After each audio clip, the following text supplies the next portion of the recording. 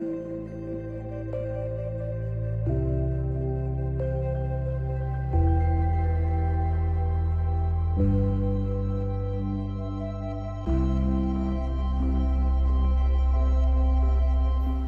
si to. Pravdepodobne sa vymenila, aj keďže komunizmus bol a tak ďalej, a to bol československý vojak. Jeden z mála zachovaných, teoreticky by mohol ešte naštartovať.